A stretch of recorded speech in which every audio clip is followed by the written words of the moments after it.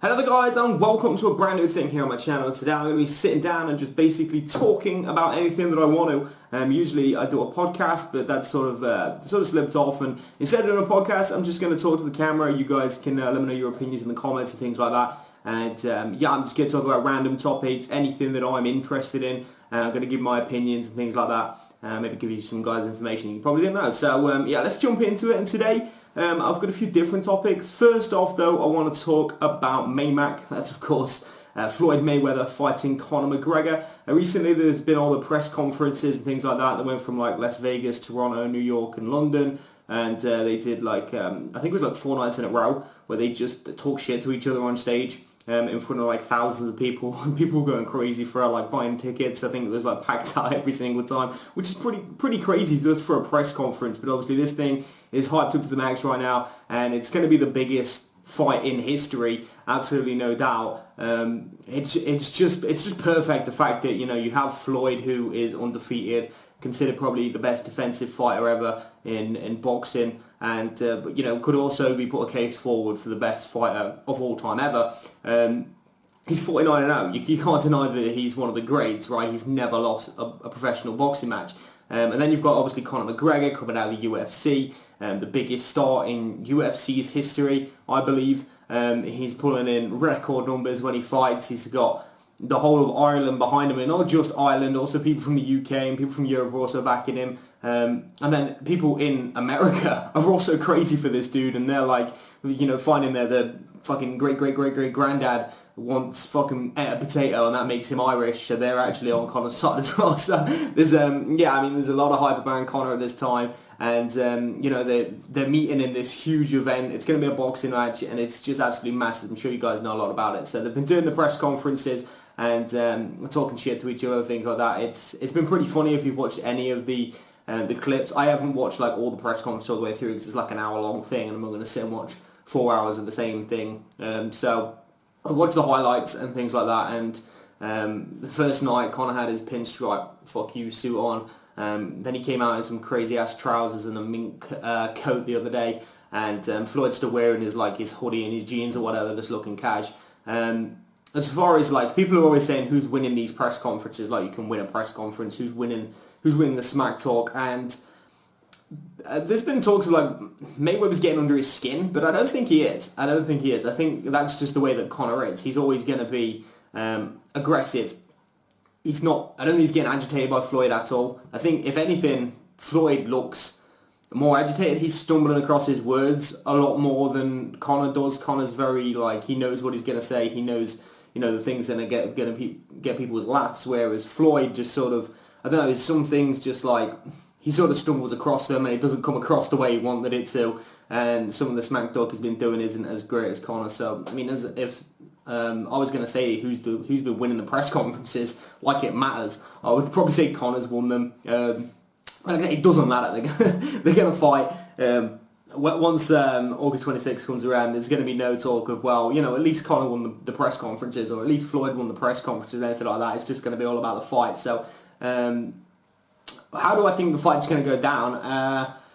I'd like to see Conor knock him out. Obviously, I'm a massive UFC fan. I've been a massive UFC fan for a while. I watched the first The Ultimate Fighter series, where they was bringing the guys into the UFC, and that's where I started sort of watching the UFC. And I've got the DVDs from 10 years ago, whenever it was, when I first got interested in the UFC. I've got the DVDs of UFC, Tough 1, Tough 2, Tough 3, Tough 4, Tough 5. And that's where my UFC sort of started, and now I watch every single event, even if it's like a fight night. If it's on BT, I'll watch it. So I'm a huge UFC fan. I'm a huge Conor fan. I've always doubted Conor, as in the fact that I thought he was going to get beat by Eddie Alvarez, and I thought he was going to have problems against Diaz, which obviously he did. And I've always doubted him, but I've always wanted him to win at the same time. I always thought, this might be a step too far, but I still want him to win. And in the end, he's won most of them fights. One of the things that Floyd's been saying in the press conference is the fact that, Conor's a quitter and things like that, and Conor tapped out to Nate Diaz. Floyd keeps bringing it up because obviously Floyd's got the perfect record. He hasn't lost yet. So Conor can't come back with, well, you got beat by this guy, because it just hasn't happened. So he's always got this like you got choked out, you tapped sort of thing, and Floyd sort of pushing that in his face. But if you think about it, like if Floyd Mayweather gets it into the octagon with Nate Diaz will choke him out a lot quicker. I know obviously the completely different sizes and things like that, but I'm just saying like if he got in there, then he's going to get choked out as well. I mean, you can say like, oh, you got choked out by Nate Diaz. At the same time, you're also going to get choked out by Nate Diaz, and it's going to happen a lot quicker. And then obviously in the second fight, Conor won by decision. So, yeah, I mean, he is throwing that at him. It's extremely difficult to go unbeaten in the UFC. It just is. There's too many weapons for guys to beat you. Obviously, you can be a really good stand-up kickboxer, come in and, get taken down and submitted or ground and pound. You just, or laying on top of for 3 rounds and lose. So there's just way too many ways to beat you. And if you go unbeaten in the UFC, much like Khabib Nurmagomedov is right now, he's unbeaten. It's very difficult. Khabib takes a lot of time off between fights. He's not someone who's fighting 3-4 times a year. So he's managed to keep this unbeaten record. Now he's waiting for the Conor fight. But obviously we've got to wait for Maymac to happen first before Conor returns to the UFC. Will Conor return to the UFC? I think so. I think he, even though he doesn't need the money anymore, he still is, a competitor. He still wants to fight. He's been saying that he's the king who defends his thrones, but he hasn't yet defended his throne. He won what I can't remember the weight size, but he won one title, then he moved up to 155, I think it was. I think he won like 140, 135, whatever it was, and then he moved up a weight class. Because he looked very fucking depleted in the press conferences back then when he was fighting at the lighter weight class. So yeah, I mean, I think he will come back and defend his throne, which he rightly should do. If he wants to become, the best UFC superstar ever, he's got to come back and defend. He can't leave it as, I won this title, I won that title, I ran away to boxing, then never returned, because, you've got to defend titles. Much like Demetrius Johnson's been doing, he's, on, I think it's 9 defends, something crazy like that. So, yeah, I think you have to defend your titles as a UFC fighter, and I think Conor should come back after he's done this Mayweather thing, no matter how it goes. I think he should come back and defend. I was going to talk about, I started talking about how I think the fight will go. Like I said, I want Conor to win. I want Conor to knock him out, which is a very real possibility. Conor is he's very accurate with his punches, but Conor's style has always been like an aggressive counter striker. So his best punches are going to be when you've just missed him. He likes to slide in and out of your range, tempt you with a shot, peel back and hit you with the left. That's what Conor likes to do. That's his sort of signature move, and what he's best at is counter punching and sliding in and out, rather than, attacking you and brawling.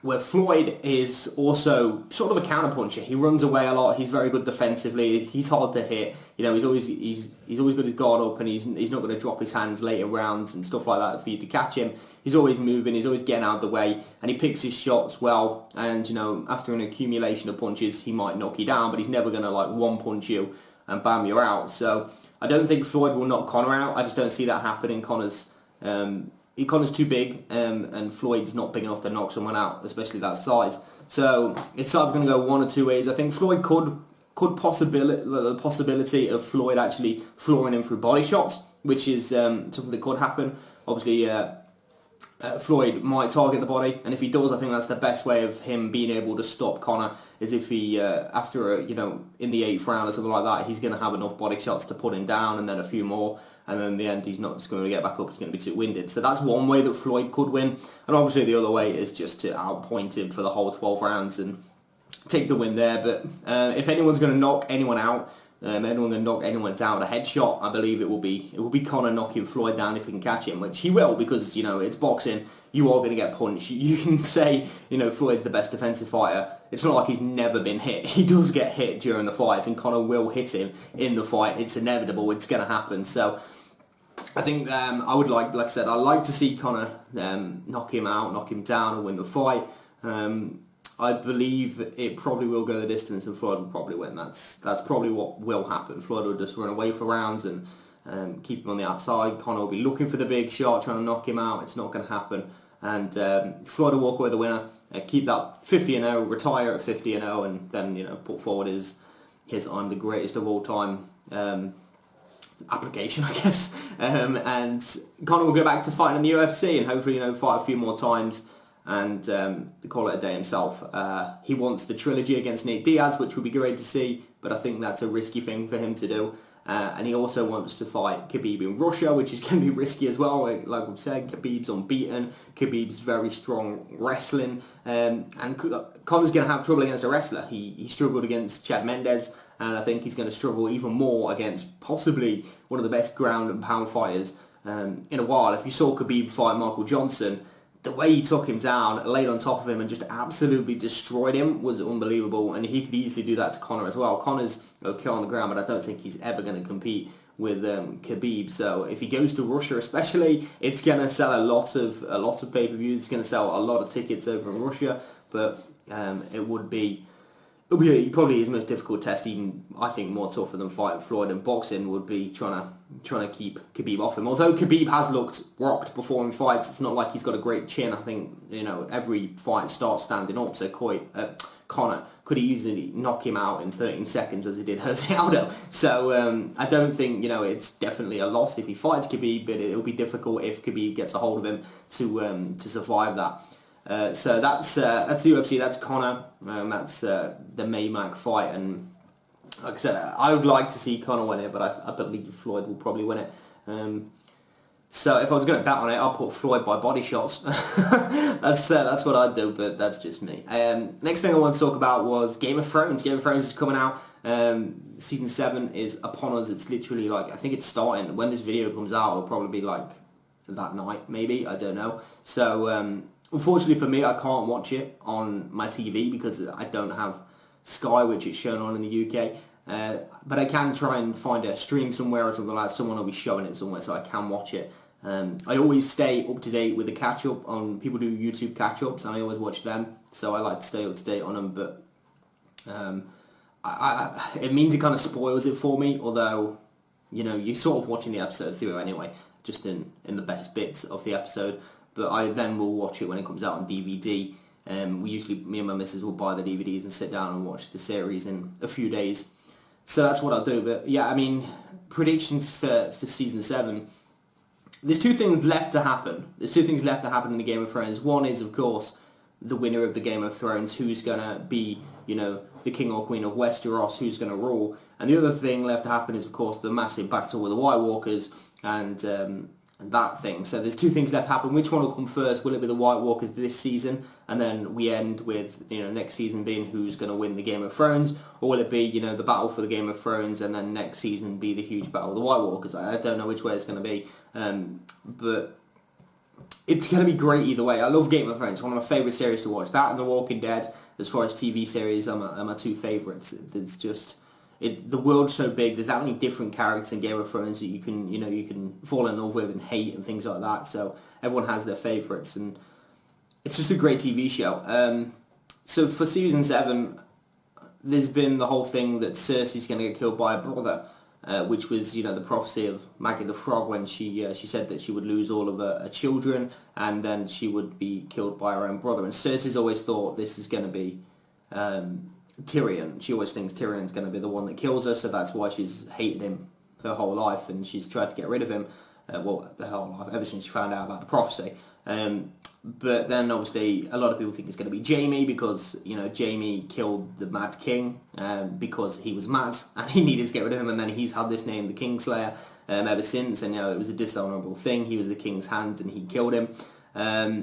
And obviously now Cersei has basically turned into the Mad King. She's blown up her own city. So people think that he's going to then kill her for the same reasons. He's going to, do that. But I think it might be too obvious. What would be great TV to see, because everyone's expecting it to happen, is for Jaime now to kill her, is if she sees this happening and she realises it could be Jaime who kills her, and she kills Jaime. It's like one of them things where they come back together and they have a hug, and then you hear a knife being inserted, and you think that it's Jaime killing her, stabbing her in the back or whatever, and then it pans away and it's her with the knife in him, and she's like, I'm not letting this prophecy come true or whatever, and then he he like dies or what, and then she's like, well, what if like the prophecy isn't true and all my children have died, yet the prophecy is not even a real prophecy? And then that dawns upon her, and then Tyrion ends up killing her or something like that, or someone else ends up killing her.